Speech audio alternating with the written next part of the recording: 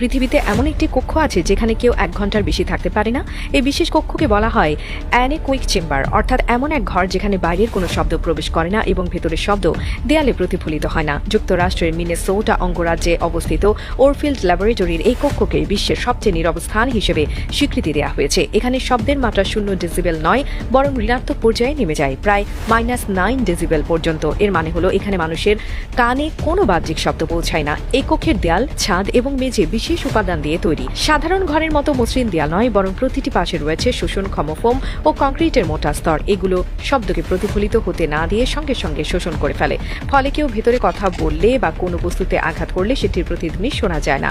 মানুষের জন্য এই পরিবেশ একেবারেই অস্বাভাবিক, কারণ আমরা সবসময় নানা ধরনের শব্দে অভ্যস্ত। শহরে যানবাহনের শব্দ, গ্রামে পাখির ডাক, এমনকি একেবারে নীরব রাতেও বাতাস বা নিজের শ্বাস প্রশ্বাস শোনা যায়। কিন্তু অ্যানেকোয়িক চেম্বারে প্রবেশ করলে বাইরে সব শব্দ অদৃশ্য হয়ে যায়। ফলে মানুষ হঠাৎ করে নিজের শরীরের ভেতরে শব্দ শুনতে শুরু করে।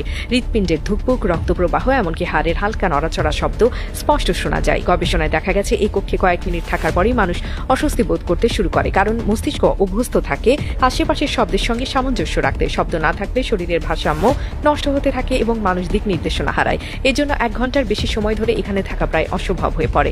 অনেকেই মাথা ঘোরা বা মানসিক চাপ অনুভব করেন। এই কক্ষ মূলত বৈজ্ঞানিক গবেষণা ও শিল্প কারখানার জন্য ব্যবহৃত হয়।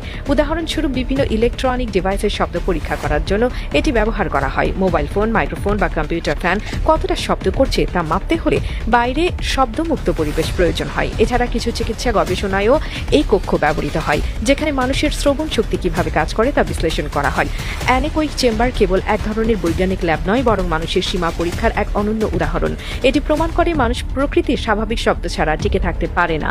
পৃথিবীর সবচেয়ে নীরব এই কক্ষ আমাদের শেখায়, নীরবতা যতই মূল্যবান হোক না কেন, সম্পূর্ণ নীরবতা মানুষের জন্য সহনীয় নয়।